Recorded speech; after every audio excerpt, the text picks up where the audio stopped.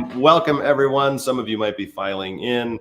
If you're watching the recording, thank you for tuning in. My name is Max Timm. As you can see on the moniker here, I'm the Director of Education for the ISA, as well as running a consulting company called The Story Farm. And that is how I know Cosmos mainly. I mean, we've known you through the ISA for a while too, but Cosmos just joined us on a Story Farm retreat here in Los Angeles this past weekend.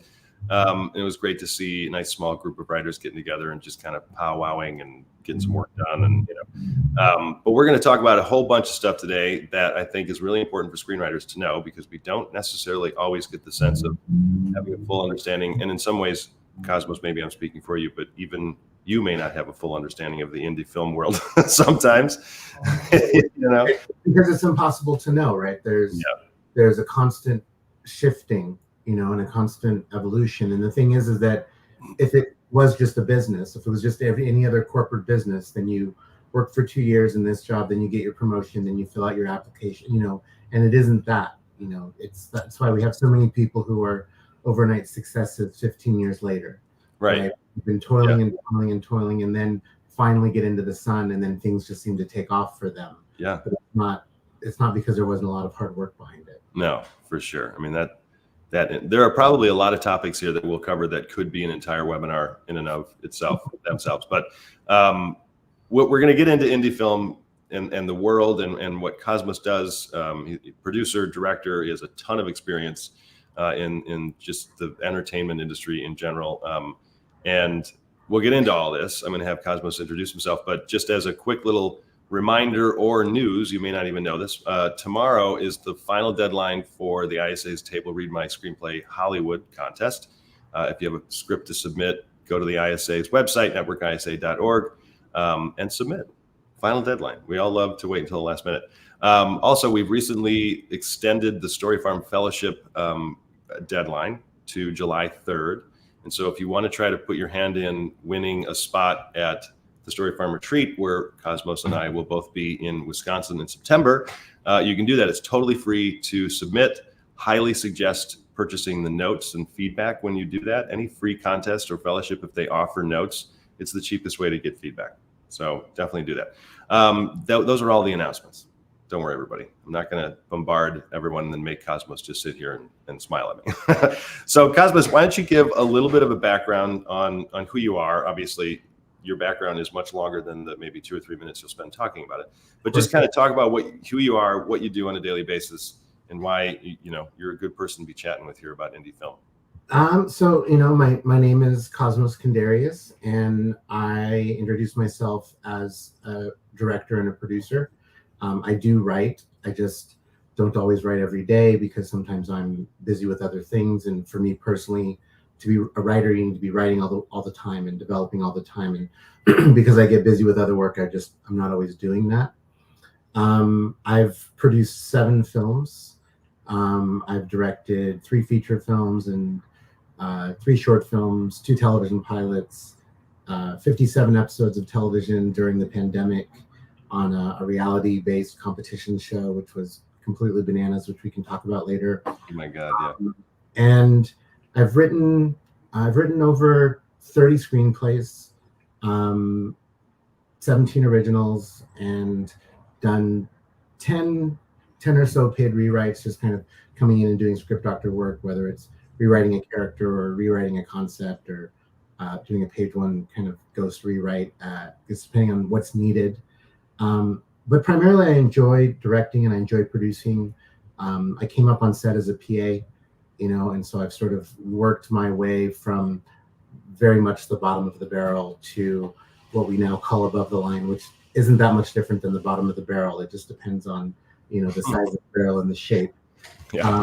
But I enjoy it, and this is all I plan on doing for the rest of my life. So, as challenges come up, rather than saying, this is too hard, I guess I'll move on. It's, okay, this is a new challenge, and how do we face this? How do we move forward? And how do you continue to make film, given the constraints that we're under, be it a strike or, a pandemic, or there's no money in the world, or, TikTok invasion and Instagram invasion. Like, all of these things are just new challenges. And every time I hear people say, well, film is dead or TV is dead, I kind of laugh, because you know, they're all different forms of art. You know, we still have paintings, even though photography is incredible. And we still have photography, even though movies and moving pictures are fun. And we still have regular photography, even though there's HDR out there. You know, we still have regular movies, even though there's 3D and VR. I think that there's space for all of these things to exist. And I've just chosen that the place I want to work in and stay in is film. I think out of all the people, this is a sweeping statement, but I mean it. I think you, Cosmos, that of all the people that I've worked with or met, you have such a positive attitude, but it's not like frou-frou, I can make anything happen. It's like also a very grounded, optimistic attitude, which I think is what every actual producer needs. Like, yes, you can do it. Like, otherwise, why are you doing this? Yeah, it's definitely helpful to have. It's not easy to have, and it's a practice. And it doesn't mean things don't go wrong, or I don't have bad days on set, or, you know, I haven't, you know, been ripped off by that shyster. Like, all of those things have also happened, and also this is still what I'm going to do for the rest of my life. So why waste time worrying about that? Let me, you know, move forward. Let me move on to what's next. Yeah. And I think it's fantastic with as much experience as you have, you still jumped into my Story Farm Professional program. You wanted more education, you wanted more work, you wanted to continue building and developing, and you saw something in terms of a different type of approach. And so I think I'm really not just trying to, you know, tout myself by saying that, everybody. It's more about everyone watching, whether you're live or watching the recording.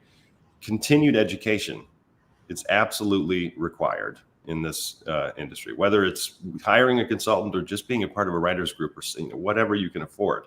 We have to be constantly growing and developing. And that's one thing I noticed about you, Cosmos, that you're always looking for any little piece of something that can help you improve. It's necessary. That's a little bit of that kind of segue question of what keeps you motivated. Well, you know, it's actually kind of simple. I travel a lot. I love traveling. And something that I've observed is the moment I step off a plane, the very first thought I end up having is, what story could I tell here? You know, or I see something, or I have an experience. You know, a simple one is I was in Ecuador, and I was walking to the corner market just to get some food, and it was around Christmas time, and I'm walking down this street, and, you know, there's these Christmas lights that are up, and they have this little MIDI, you know, music that's playing, but the battery's kind of dead, so the music's playing in like a weird sort of distorted way, and then in blue for a second, and then I heard a dog bark, and I was like, I'm going to take all of this and I'm going to build a film around this, or I'm going to do a movie, and I know I'm going to bring all of this back to that. And I've had that experience so many times in so many different places around the world that I just realized that it getting hard, or the industry being challenging, and me saying, you know what, maybe I'm going to go work on Wall Street, or maybe I'm going to go be an author, or maybe I'm going to open up a surf shop somewhere. If I left the film industry, I would be wherever I was in the world thinking about making movies and being in the film industry, which means I would eventually come back here. So why leave? Like, I'm already here, I'm already working, I should just keep working at it. And so that whole idea of it's challenging, maybe I should give up, I gave up on that like a while ago. I don't think that. It doesn't matter how challenging it is. It doesn't matter how many failures I've had. You know, if I get to spend every day working towards getting a new film up, supporting another filmmaker and getting their film made, then I'm enjoying myself. And that to me is what it is to be successful, you know, is to be enjoying yourself on a daily basis to the best of your ability. So it's almost not even motivation. It just is. It's like is. Very, very much so, because the thing is motivation can be lost, and motivations can change. You know, we think about who we were when we were 20 versus who we were when we were 30, who we were when we were 40. And it's like the things that we wanted in our life are different at every one of those stages. Mm-hmm. And so when you pour yourself into something and then you get that thing, how are you now going to continue forward? Like, what keeps you motivated since you've already achieved? So the thing is, it's, you know, we talk about this in a very cliche way. I'm going to try to reframe it a little bit. It's not about the destination, it's about getting there. You know, I was just talking to someone about this yesterday. I know so many people who fast forward through their lives. It's Monday and they're like, oh my gosh, I can't wait till the weekend. And then the weekend gets there and they live those 2 days. And then Monday comes and like, I can't wait for the weekend. And it's like, you just missed 5 incredible days that you could have been doing whatever you could have been doing. And so that shift in perspective, it makes the letdowns easier. You know, right now I'm in pre-production for a film. I'm having actors say no. I'm trying to cast, and you know, there are people who aren't interested, or people who aren't available, or I'm negotiating the contracts. All of that's also part of making it. You know, it's also the fun of it. You know, we just had a premiere last week for a film, Culprit, that I produced last year, and getting to watch that film with an audience and getting to listen to them react and seeing my director and the joy on his face makes all the hard work from the last year of making that movie worth it. But had I not had all that hard work, I just walked into the movie and heard some people laughing, wouldn't have felt as good. Yeah. I wouldn't have felt that impact. So yeah. I'm grateful for all of it. And it's better than having motivation, because like I said, we lose motivation. You know, having a really great point. Better way to go. It's a fantastic point. And gosh, I hope more writers can hear that, because in a weird way, we kind of have to enjoy the difficulty or enjoy the rejection. Like, of course, you don't enjoy it, but you have to. It's kind of reminds me of when Craig James, who runs the ISA, he reminded us of, there was some interview that Bryan Cranston gave, and he said, when my career really changed, I realized that, and I'm highly paraphrasing, that auditioning is the job. Absolutely. That's what he does. The actual landing of the role and performing, that's the bone, that's the reward. And I don't think enough writers think this way. We, meaning I'm saying this about myself too, we do think too far ahead in the future about the sale or the casting and you know, who's going to be loving the screenplay. And there's nothing wrong with that, but we can't allow it. Dialogue. I'm writing these words, and whose voice is it going to come out of? Yeah. So I love starting that way, because, you know, we don't just jump right into the nitty gritty of indie film, the indie film world, because I think we all need that motivation. I was going to say, especially at this time of the industry, and I'm jumping ahead a little, but mainly because the news that came out this morning is that IATSE is striking a deal with AMPTP. So give just a little bit there. We don't need to go into all the details, but just for everyone watching, what does it mean exactly? Why is it necessary? And maybe just some little info on some of the details.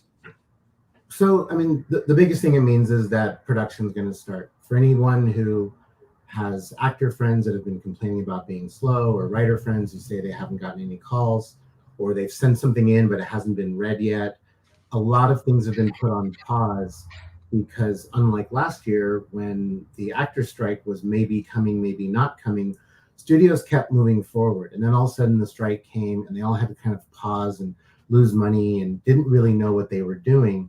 This year, rather than making that same mistake, they said, look, we would rather not start any work at all, wait until a deal is signed, and then scramble through the end of July and August to try to get everything ready for the fall season, then start and stop and have the loss of momentum. So that's sort of the biggest shift that people are going to see. Specifically, real quick though on that, Cosmos, real quick. So that doesn't necessarily mean that there has been no productions over the past 3-4 months. Correct. It means that there have been very few productions. Yeah. I don't know a single department or industry, be it commercials or music videos or, you know, even reality television, that had not slowed down to an extent because nothing new was happening. People were finishing what they already had a contract to finish. They were finishing the work that they'd already set the money aside for, but no new work was really happening because people didn't want to stick their necks out too far. They didn't want to overextend and wanted to be able to say, okay, we have to pivot. What are we going to pivot to? Is it going to be foreign acquisition? Is it going to be reruns? Are we just going to, you know, pull new shows back out of, you know, the mothballs that we've had buried for a long time and reintroduce audiences to them who've never seen them or too young or don't remember? I think that that's more what I was meaning, is people wanted to finish what they had to finish, but wanted to, you know, wait until they had some clarity that the work could progress before starting the new work. Yeah. I cut you off. The deal. Yeah, but just specifically on the deal. So, I mean, it's a little bit about an increase. Obviously, everyone understands that inflation is a thing. And so every year, all of the contracts increase by a small percentage. What's changed is they give a large increase. It's a 7% increase, which is larger than normal for just this one first year. And then it goes back to those normal standard increases of like 3%, 2% over the next 2 years. And the contract renews every 3 years. So that's all kind of standard practice. One of the other things that was written in is there's now a new thing, which I don't know if they've given it a name yet, but we used to call golden time double time. So after you work a certain amount of hours on set, you start making double time. They've now added a triple time. So if you start working more than 15 hours, you'll be making triple time. And that's in one day. That's in one day. But it also affects in 1 week. If you work a 7-day week, if you work 7 days in a row, then it kicks in for that also. And the reason is it's to keep producers like myself, indie producers, from burning crews out, and just working them really hard, which is unsafe. Over the last few years, there have been automobile accidents where PAs have been driving and fallen asleep while driving. And so it's to avoid those kinds of safety violations by making it so cost prohibitive that no producer or UPM in their right mind wants to go into that triple time. Right, yeah. Sort of shortens those days. And then the last thing, which, I understand it because AI is such a concern across all art forms, music and film and television, but they've written in some AI protections for the crew. And a lot of people might think, well, what's that for? Like, we're not going to have fake crew on set doing something. We have to have the people physically there. But as I understand it, there's a rule that basically says no crew members, no IATSE members will be asked to create prompts that describe the workflow that they have and the workflow that they do so that people could then work on figuring out how to phase people out. So that's what the AI protections are about. It's about making sure that crew members aren't forced to sort of give away the secrets of their workflow in such a way that producers could then find a way to automate some of their workflow. It seems like a light kind of ruling, though. I don't know. It doesn't seem all that. It is because I don't think there's a lot of application for it yet, right? Yeah. You're not able to teach a computer how to pull focus. So first ACs are going to be okay. We're not able to teach an AI how to bring a new lens, right? We can't teach them how to light a scene, how to set up a C stand or take it down, right? There's so much work that cannot be replicated by a computer. I think maybe we're looking at data management or DIT, like not being able to teach a computer where we have an AI program where we dump our footage and then AI automatically organizes it all for us the way that is currently done by, a DIT on set or a data wrangler on set. Like, that's a place that I could think of. Again, I don't really know where the concern came from, but I understand it. And so that's why that was written in. Yeah. Okay. I think it's just good to go through that rundown. Now, let's just kind of do a basic rundown we'll kind of talk about, because a lot of times writers just think, film producing. I want to get my movie made. But there is a difference between indie film and studio movies. And so just talk about the difference between those two worlds. I would say that the biggest difference is the power structure. And it's one of the biggest challenges of being an indie producer, where it's much less of a challenge when you're a studio producer. So at the studio level, you generally have financing available because you're working for a studio system. You may already have production funds available for certain types of jobs or certain types of films where you have a green light no matter what. Then you also have a slew of projects that are coming in that you're developing, which are coming from vetted writers, established writers, or vetted actors who have met a project and are bringing it to you.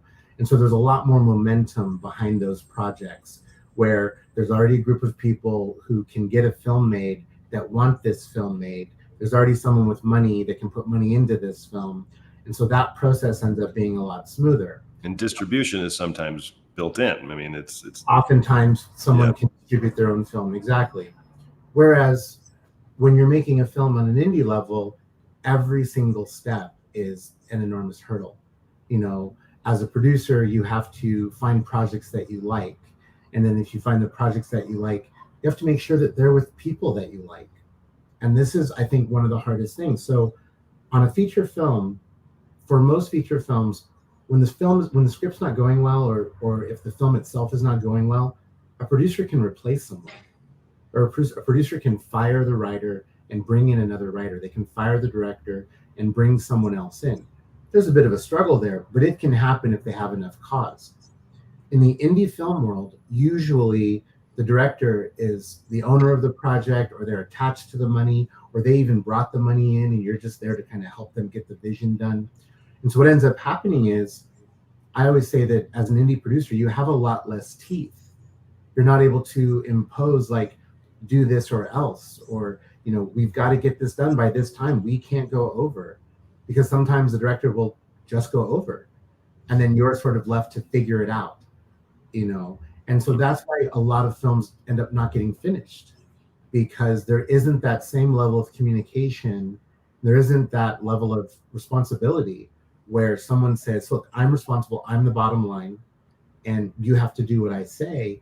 And someone's like, no, I'm the director, or I wrote this script, or I created the script, or I raised all the money, or this is my money, you know? Right. And so part of my job becomes, right, this is your money and your project. Let me support you in making sure it sees the light of day.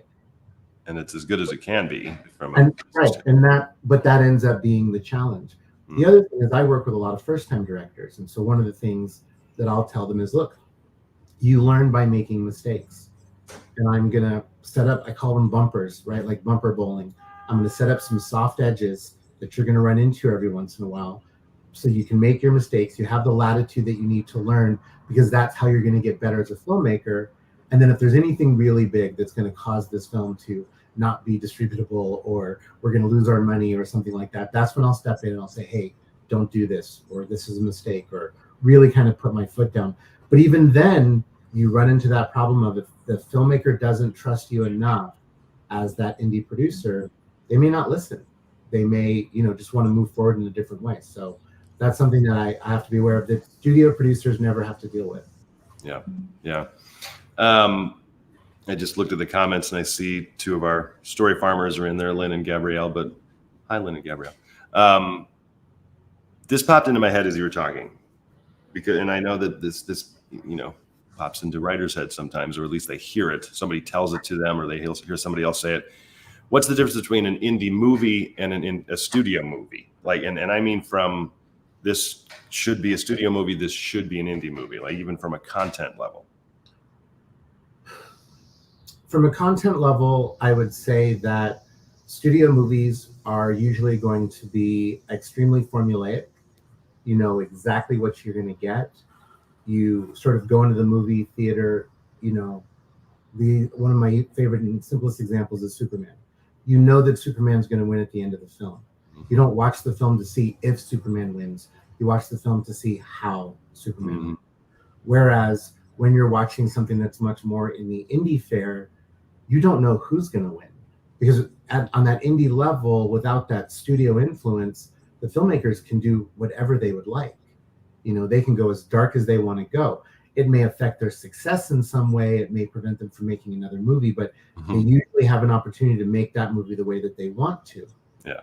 So I think, you know, in the last few years, one of my favorite examples of the best of both worlds was Denis Villeneuve's Prisoners. I remember watching that movie in the theater. And I remember moments of that film are so dark, like perfectly black, and you cannot see any of the actors on screen. No highlight, no nothing. And there are so many studios and so many executives and so many producers who are like, I paid so much money for Hugh Jackman. I can't see Hugh Jackman's face. What are you doing?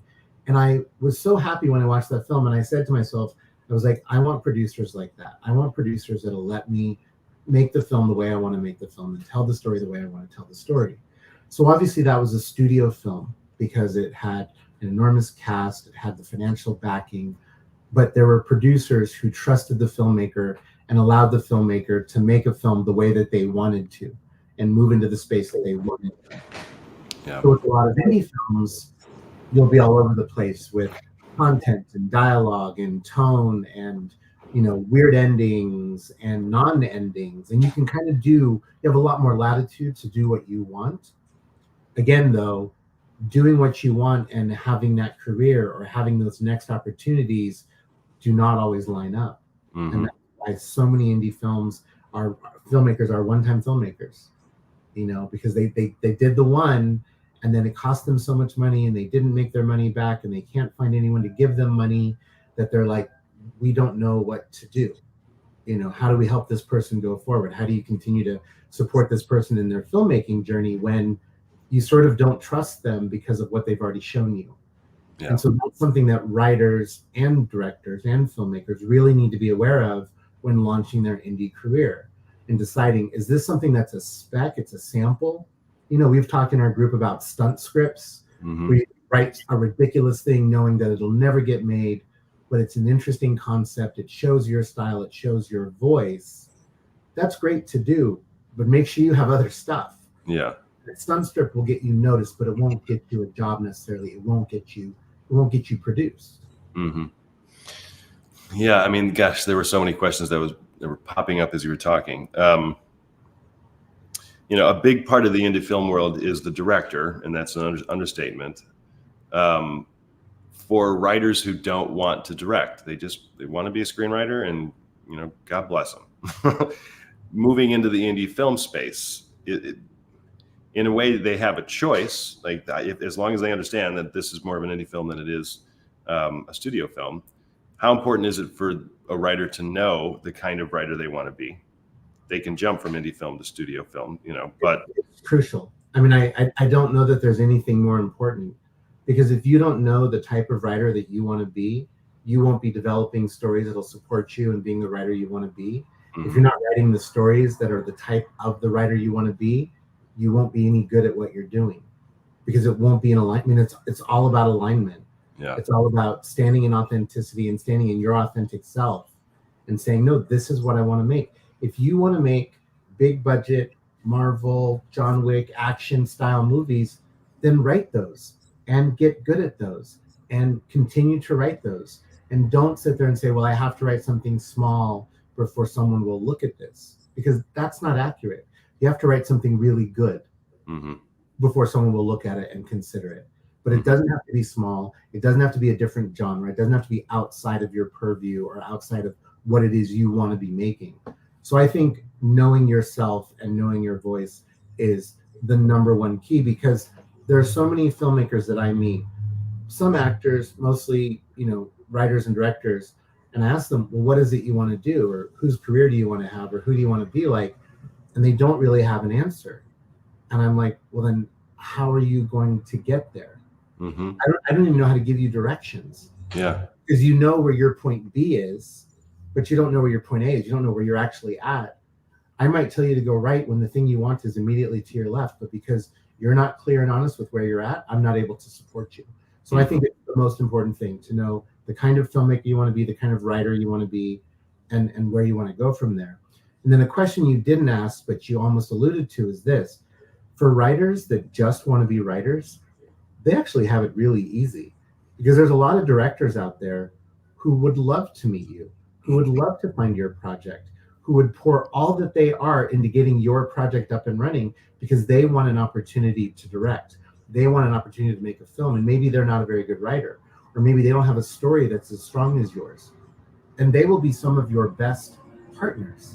They will be people that will want to work with you. They'll want to help raise money. They may even have people who will help them raise money. And now so much of that burden is sort of taken out of your hands as a writer. So, for writers who just want to write, they have a much easier path than they know, because there are so many people out there looking for them. I'm sure that you've probably said it in one of your podcasts, or the ISA has probably discussed it, but people are looking for people to say yes to. They're not looking for people to say no to. Like, every time you pitch someone, they really, really want your movie to be good. Because if your movie's good, then however many bad pitches they've listened to that day were worth it, because yours is good. Don't sit down thinking the person across from you wants to say no. They want to say yes. And our responsibility as creators is to give them as many reasons to say yes as possible. Yeah. And you've gotten really good at that with all the pitch decks I've seen that you've developed, and I still have Run Till Dawn that I have to read and give you thoughts on. But how does a writer get good? I mean, it's such a broad question. No. It's really simple. By writing. and by reading Mm-hmm. and by watching movies. And it's funny because people act like it's a mystery, but the way a basketball player gets good is by playing basketball, Mm-hmm. by going in the gym and shooting every day. The way a football player gets good, the way anyone, you ask anyone how they get good at what they do, and they tell you, oh, I practice over and over and over again. And writers think there's some other thing that they should be doing, Mm-hmm. and they should be writing. Yeah. You know, when I was at university, I wrote and rewrote 55 different projects. All I did was write because I wanted to understand story and I wanted to write, and I knew that I was going to be writing. And so as a result, I understand story pretty darn well. Yeah. Because I just have this huge internal library in my head, you know, of stories I've seen, movies I've watched, ideas that I liked, you know, and some of my movie ideas come from an extra that I saw in a movie, where I saw some extra in some movie and I was like, wow, they have a really interesting life. I want to watch a movie about their life. Mm-hmm. So that becomes the impetus to create a story. And then as you're writing and stories kind of take a life on of their own, you get so far away from the movie it was sort of based on that no one would even guess that that idea was based on that original thing. Yeah. But that's how you get better at writing, is you write. You know, movies that you like, go read the script and see how much changed from the original script to what ended up on screen. Mm-hmm. Yeah. Which, by the way, everybody, the ISA is just about finished developing their script database. Finally, we've been trying to build this for forever. I keep sending people to Screencraft or Script Lab or somebody to, and they're our competitor. It's not in a negative way, but people should be coming to our website. So there will be plenty of scripts to read on the website soon. Because we're on this, we're going to talk about the big question that all writers, of course, want to know: how do you get funding for your projects? We'll talk about that, but since we're still kind of on this, how does a writer get good kind of idea? What do you think is the biggest mistake that writers make? When they believe their script's actually done and ready. They lie to themselves and they believe that the script is done and ready. Right. One of the things that I talked to you about when I first started working with you was I never show anybody my work this early. Why am I showing? I feel like I have always felt like it was a waste of time to be showing people my outline or showing people my first draft or my first act rather, because there are so many things that are going to change. Mm-hmm. So what I tell people is, when you've done all that you can do, when you read it and there's a moment and you're like, yeah, I didn't quite get that right, but I'm tired, or I don't want to work at that anymore, or I can't figure it out. That's fine that you can't figure it out in that moment, but don't you dare show it to anybody until you've figured that out. Mm-hmm. Because if there's anything in your script that can be better, why are they sending it to somebody else? Just to tell them, these are all the things that you did good. There's a couple of bad things here. No, it's take the time to show your work to people when you really don't know where to go. Because otherwise the feedback you're getting is feedback you already know. Mm-hmm. And that gets us into a loop of being defensive. Yeah. Oh, yeah, I already knew that. Because when they bring it up, you feel like, oh, wait, they think I'm dumb. They think I didn't notice that error. And my response is, and it's not very PC, is you are dumb. You showed it to me without fixing it. How many times am I going to read your script? Because you changed one little thing. Fix the one little thing and then send it to me. Yeah. Send and it's necessary to make the movie, It's necessary to receive the feedback, even sometimes if you already know it. At the same time, like you're saying, if you already know it, then why wasn't it fixed? But also, if you know it needs to be fixed, then fix it. Yeah, it's right. Different. If you think something's working, like if you genuinely think something's working and then you get notes that it's not, that's great. That's what notes are for. I have no problem with that. It's more about when something doesn't work and you're just not able to figure it out and you want someone else to figure it out for you. Yeah, right. That's not writing. Mm-hmm. It's not about your script being perfect. It's about being as good as you are capable of making it. Because here's the reality. As soon as your script goes to a director, your script is going to change. Mm-hmm. Everyone who reads your script is going to have notes. Everyone, every actor, every producer. And the trick for us as creatives is holding on to our core and not just chasing all those notes. because that's when scripts get confused and lost. Where a script is ours, we meet with a producer, we collaborate with them, then we finish. Now the script is 50% theirs and 50% ours. But then we take our 50% script and they stop working with us, and we go to someone else, and then that person gives us notes, and we try to be collaborative again. And now it's 50% theirs and like 25% ours, because it's already only 50% ours, and that got halved again. Mm-hmm. If you know where your core is at in your script and in your story, as new notes come in, as new concepts come in, you can keep what works and drop what doesn't, without losing your mind, without losing your story, without losing your craft. It's easier to rewrite. Yeah, that's why practicing and really understanding your core and what you're good at, and being really clear and authentic in what you want to make, is the first thing you have to do. Because otherwise you're just a kite without a string, and you'll be blown back and forth by every note you ever get from anyone. Yeah. Being overly defensive, like, there is a line. There's nothing wrong with trying to, defend a note that you really do feel strongly about, but then it's pretty easy to go over the line and suddenly you're defending every note.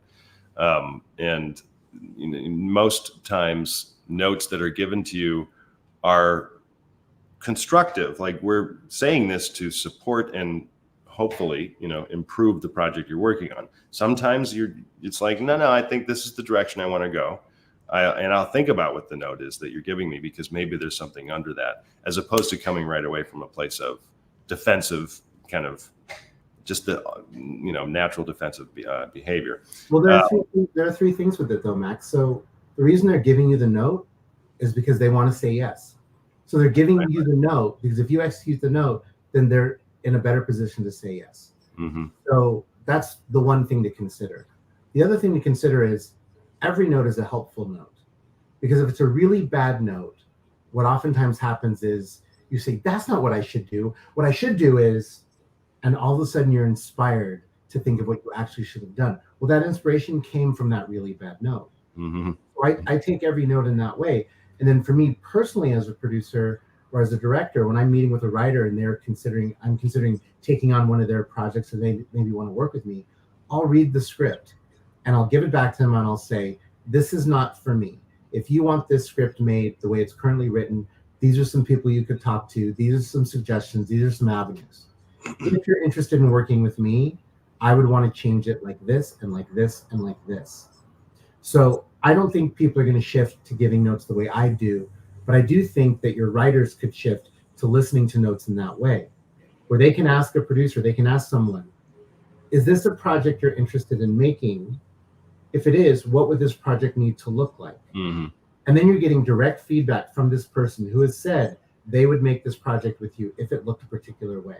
Right. And now you can have more confidence that if you go in and you make those changes, you make those adjustments in the way that they've asked, you now have a production partner. You have someone who's willing and ready to work with you. And most writers, when they're receiving notes from a non-producerial, person. It's a contest or, just some kind of, feedback or coverage or consultant or something. And it is a different situation, because that person isn't going to be buying your project. But at the same time, the person is still trying to help. Hopefully they're being, someone who would or would not pay $20 to go watch your movie. And that's the question. What would it take for you to pay $20 to go watch this? Mm-hmm. What do I have to change? What's not working for you? Yeah. And there will be different opinions, et cetera, too. But anyway, this is, again, another long conversation we can have. Let's get into the juiciness of what do you do on a day-to-day basis, for one, but also really more so, how do you raise money for projects? So on a day-to-day basis, it's different every day, which is a part of why I wanted to do this, because I always wanted something that was different every day. But I am consistently looking for new work, looking for new projects, looking for writers whose voices I like, who might have projects I'm interested in, or whose voices I like, who may be able to help me rewrite a project that I have that needs to be written. If I'm in the middle of production, which I just wrapped up a film called Culprit.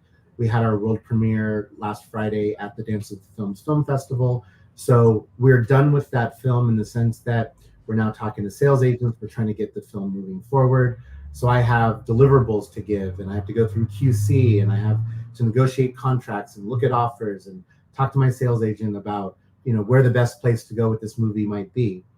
I'm developing a new film that I expect to be directing in November. So for that, I'm writing offer letters that are going out to cast, and I'm meeting with potential production partners because I'm shooting in New Mexico. So I need to meet with stages in New Mexico and crew in New Mexico. So I'm talking to some of those people. And then I'm meeting with financiers and saying, this is a project I'm working on. This is what I'm doing. So every day it's about prioritizing what's the next best thing that I can accomplish? What's the next thing that absolutely needs to get done?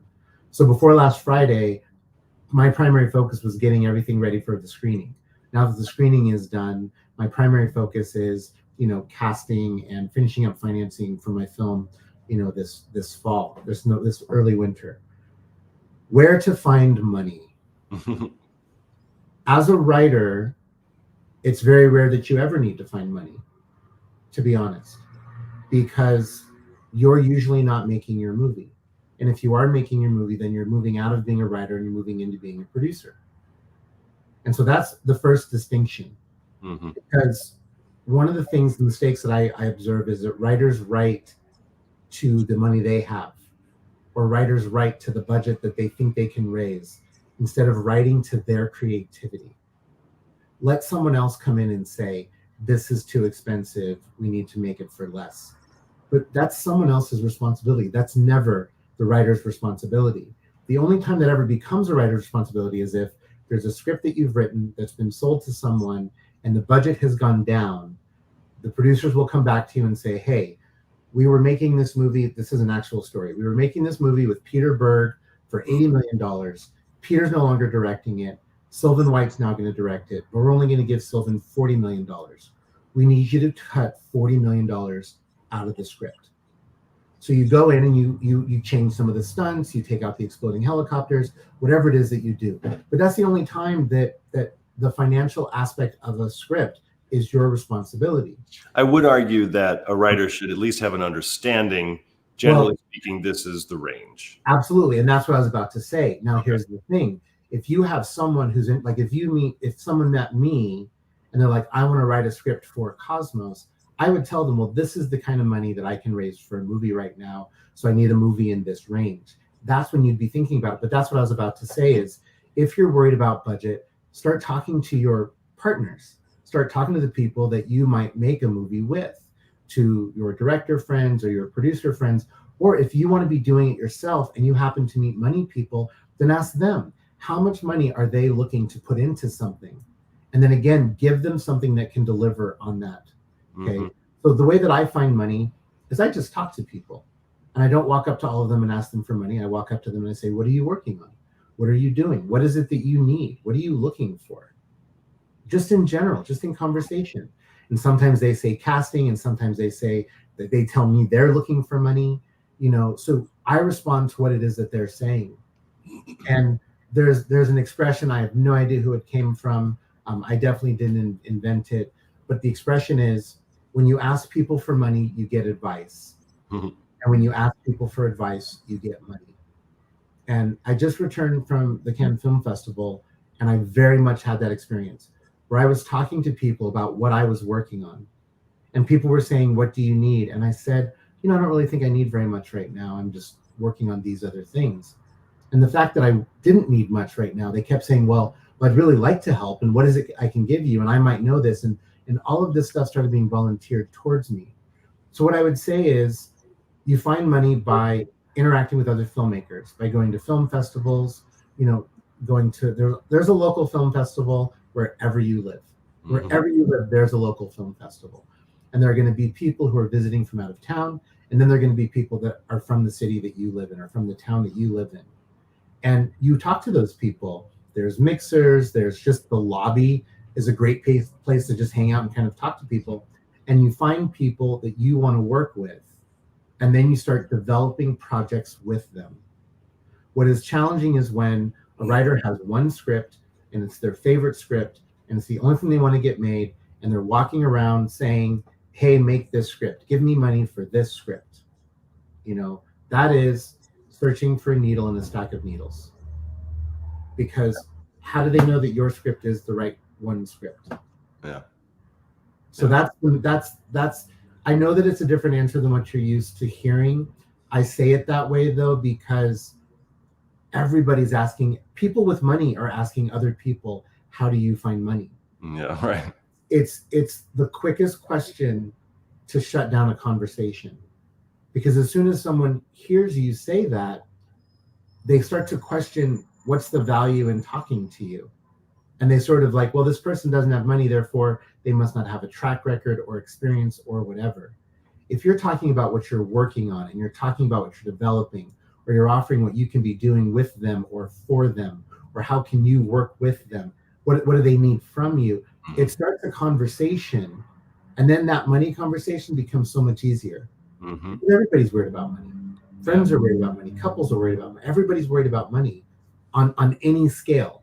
And the film industry is no different, and these relationships are no different. Yeah. And I think that's the key with that word relationships. I think we should be focused on developing relationships with people, friendships with people, working relationships with just, we have to gather people just as much as we need to be creating material. And I think it's a little too quick for some writers to be going, okay, I've got a couple scripts. I really want to get this out there, and I want people to read it and make it. And that's fine. At the same time, second script that you've ever written, is this necessarily the best thing that you could put out right now? You have to be looking for a long-term career as opposed to just a one-time deal. There's nothing wrong with being a hobbyist. You can have fun doing that. At the same time, some expectations kind of have to come from that. Well, and everyone talks about how it's who you know, right? They say, oh, it's who you know. I don't have the connections. What you don't hear those same people talking about is, what are they doing to build those connections? Mm-hmm. Where are they going? Are they going to ISA meetups, on La Brea? What are they doing to meet other people? Where are they going? Because what a lot of people fail to realize is that 90% of the time, maybe even more, but at least 90% of the time, people are not investing in your script. They're investing in you. Mm-hmm. People are not investing they're investing in you. They're like, I like this person. I like this person's energy. I like the stories that this person wants to tell. I like talking to this person. Because making movies can be hellacious. Mm-hmm. And so you want to be doing it with people that you like talking to, because you're going to be talking for the next 3 to 5 years easily, even on a quick turnaround. That's what it's going to be. For sure. Yeah. And it's hard for writers, because so many writers, myself included, are very introverted. They don't want to go out. They don't, it's those events can be very challenging for me. I always wish there was someone there to walk me around and introduce me to people. But what I've noticed is sometimes when you show up at those events, some people will just come up and talk to you. So you didn't even have to make the first move. Or bring a friend along who isn't afraid to go talk to people. Because I have a lot of those people. Exactly, who will drag you around and introduce you to people. But it's about making that effort. And it's so difficult for writers, especially because so many of us are just at home talking to the voices in our head. Right. And laughing at our own jokes. Why can't they just read my script and love it? It's like, well, maybe they will, but there's other work you can do. To get them to do that, it helps if they love you. Yeah. Because when you really like someone, you want to support them. You want to love what they're showing you, because now you have another reason and another way of supporting them. Mm-hmm. If anybody has questions, post them in the comment section. I saw a couple fly by. Yeah, there's some comments at the very least. Scott has starred one of them from Rebecca Spindler. Good to see you, Rebecca. Rebecca is a Madison, Wisconsin native. Question: If an indie producer what happened to it? Oh, shopping your script to a streamer, what should a writer do next while they wait for notes? They should write their next script. Yeah. Or Rebecca, you should at least be developing your next script. So right now. Well, I'll tell a quick story. I don't want to take up too much time because I know we have a Q&A. But when I was producing the film Before the Sun Explodes, I wasn't writing at all. And at the time, I still considered myself mostly a writer. And I got very frustrated that I wasn't writing. And I had a meeting with someone and I said I was a writer. And I felt very false because I hadn't written anything in 2 months because I had been buried on this movie. And I made a deal with myself. Is I was developing new stories and new scripts, beginning, middle, and end, basically the main characters, kind of what was happening, enough that if I met someone on the street and I pitched it to them and they loved it, I could start writing the next day, right? If I was developing new projects, then I was allowed to still call myself a writer. So when I finished that film, I had developed a new project every week. I had 26 fully developed projects ready to start writing. And the next week, 2 new ones fell in my lap. And all of that got added to the 9 I already had. And I say that to say, you have to have 10, 15 ideas at least. Mm-hmm. You're sort of excited to be writing about. Mm-hmm. So that while you're waiting for notes, even if you're waiting for notes from Max, start another script. Work on something else. Always be working on something new. And if you're not writing pages, at least be developing new ideas. Mm-hmm. And looking for new ideas and looking for ways to find new ideas. Because, you're going to have to always have new stuff coming out. Even when films are being made, you're going to have new stuff that you're working on. Because when your film is being made, someone's going to come up to you and say, wow, you did a great job. What are you doing next? Mm-hmm. And if you're like, oh, well, I was going to start writing a thing, those people want to start making something right away. They have money now that they want to put into you. And if you don't have anything interesting, they're going to find someone else. The same thing happens just on the pure writing side. If you're not releasing or directing a movie or something, even from a contest win, or if you take a meeting with somebody, it's just a general, they're going to want to know, what else do you have? It's such a cliche at this point, but it's because it's true. And they also want to get a sense that you're in this for the long haul. This isn't just some kind of, one-hit wonder you're hoping. This isn't a bar of soap that you're trying to sell. This is a career. This is yourself that you're trying to set up for success for the long term. And so you're spot on. There needs to be a continual approach to, I have this idea, this idea, this idea. And then when you're, have off time, you start working on something new. But things fall apart all the time. Things fall apart over and over and over again. Prior to COVID, I had 3 films greenlit, ready to go. COVID happened, they all went away. So then during the pandemic, I ended up doing some television stuff. And when we started to kind of come back to the real world and things were sort of normalizing again, I started pushing projects again. And I had a film that was set and ready to go. And then that film fell apart. And so then I brought another film back from 2017. And now that's the film I may be doing next. So it's like things fall apart. If you only have the one thing and it falls apart, you don't have anything to pivot to. Right. You don't have anything to do. It's like you need to very quickly lick your wounds and then keep going. Mm-hmm. Right? And give that project that fell apart time to sit and settle and heal, and then you'll bring it back, and then you'll be ready to go again. Mm-hmm. Yeah. Anybody else have any other questions? The last thing we can ask you here, Cosmos, and if anybody has any questions, throw them in there. If you're watching the recording, make post a comment and let us know what you think, or if you have additional questions. We'll come back to this, even though we're doing this live right now.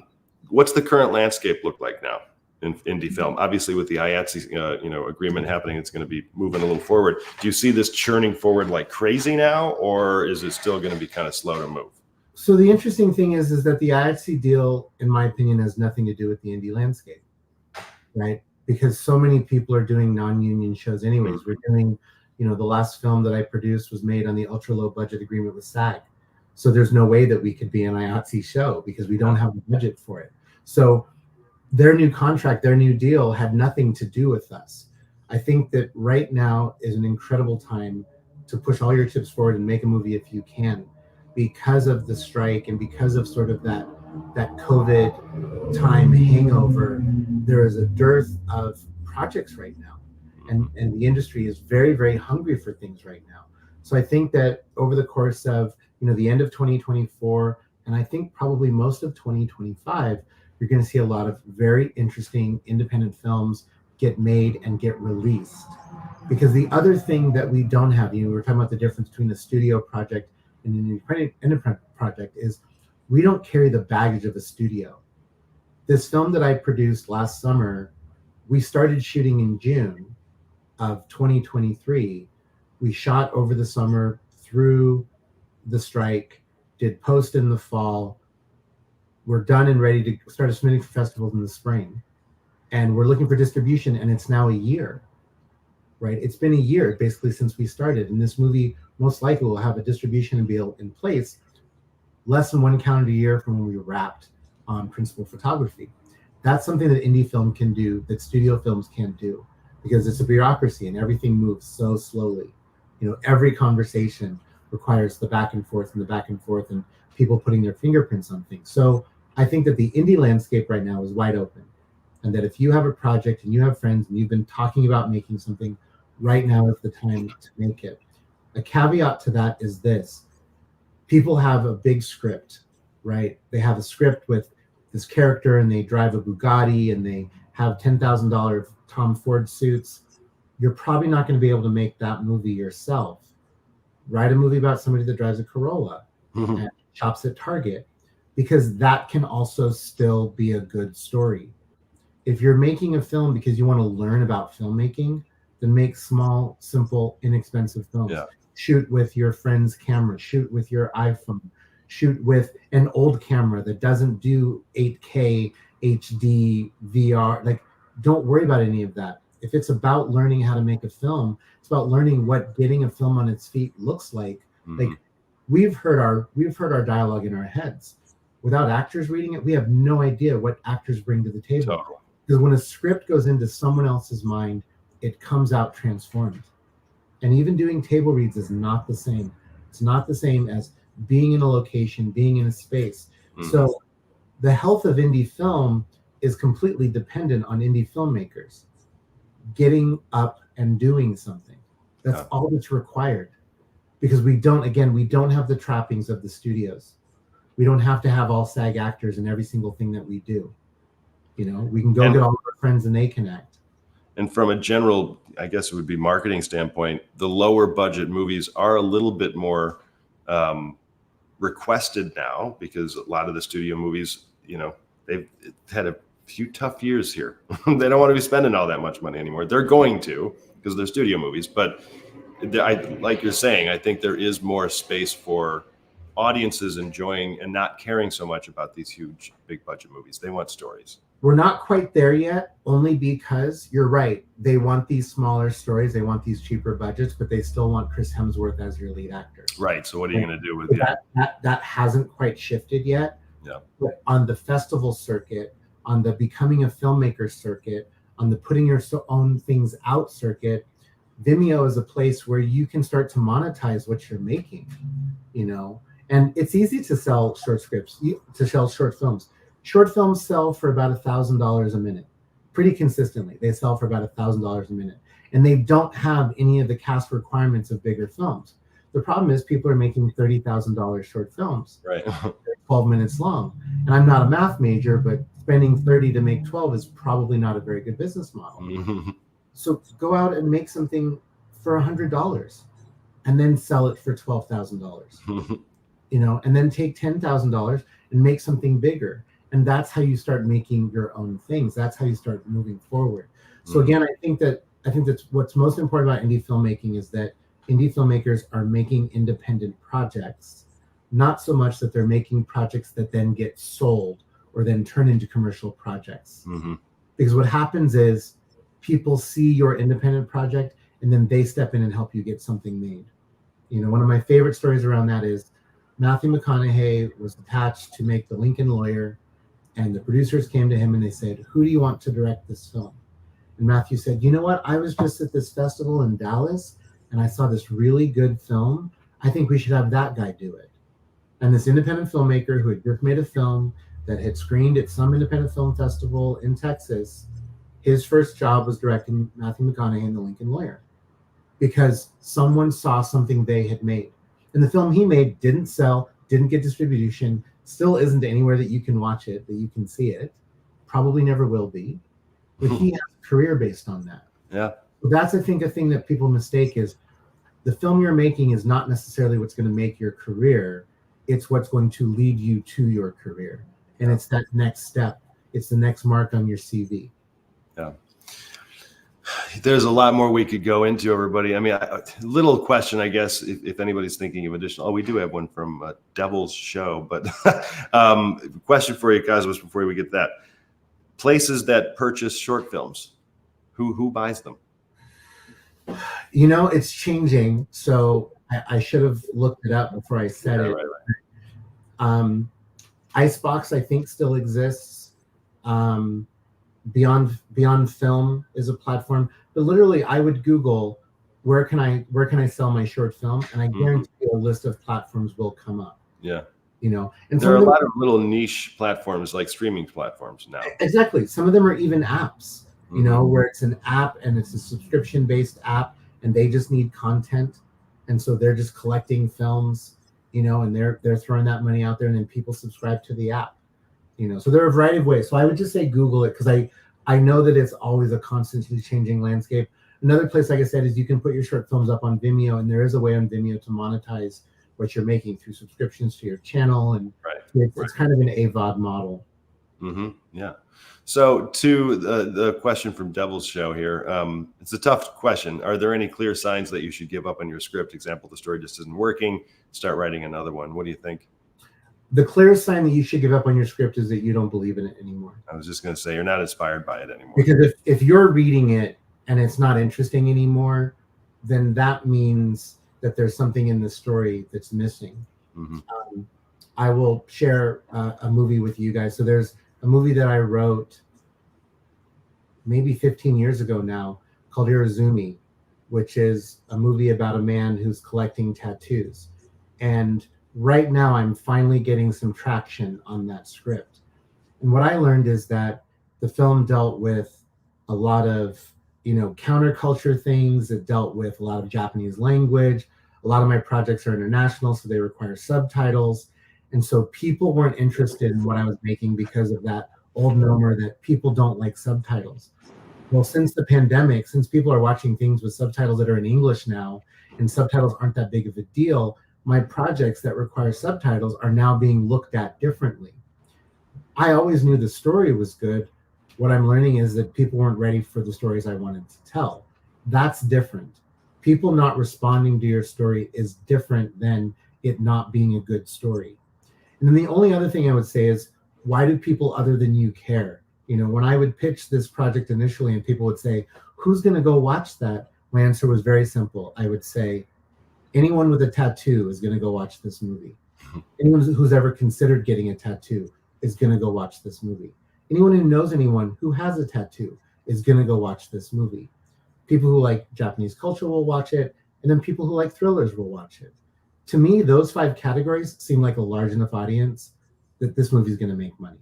So I was never worried about it because I knew that this was interesting to people other than me. Every single one of us, everyone on this call, everyone watching the recording, we've told someone we're a writer. That person has told us the most fascinating story should be a movie about something that happened with their nephew and their dog at their house. And we don't care. We don't know them, we don't know their nephew, we don't know their dog, and we don't know where their house is. So if you make sure that your story is beyond your experience, and it's an experience that is hopefully global, but if not global, at least national, because regional stories aren't big enough.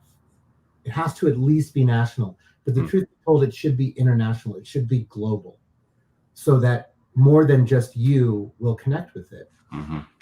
Yeah. Well, this is great, Cosmos. Thanks for this. Like Migzai is saying, hopefully you do watch it every day. We get our view counts up here. Any last little piece of advice, words of wisdom, or anything, little bits that you want to share? Well, you and I talked, I think before the call, you had asked me, we did talk on the call as well. You asked me about what keeps me going when it's tough and how it isn't really motivation. The thing is that I know that I'm going to be a filmmaker for the rest of my life. I know that currently where my career is at is where a lot of people wish their career was. And I know that currently where my career is at is not the height of where I want my career to be. But I'm grateful for exactly where my career is at. I'm grateful for every success that I've had, every failure I've had up to this point. And so for me, knowing that this is what I'm going to do and that I'm so clear that this is what I'm going to do, removing that, well, this is hard, maybe I should give up, has really given me a freedom to not worry about that anymore. And so when you guys are writing and you're staring at that blank screen and the cursor is laughing at you, if you still enjoy writing, then write. The way that I started writing, I didn't realize, I don't know why I didn't realize, but I didn't realize I could create original stories. But I really loved the act of writing. I loved the act of cursive. And so the way that I started writing was I transcribed my family's library. I grabbed a book off the shelf, I pulled it down, and I literally just started writing. where I was just copying the exact words in the page, didn't inject anything.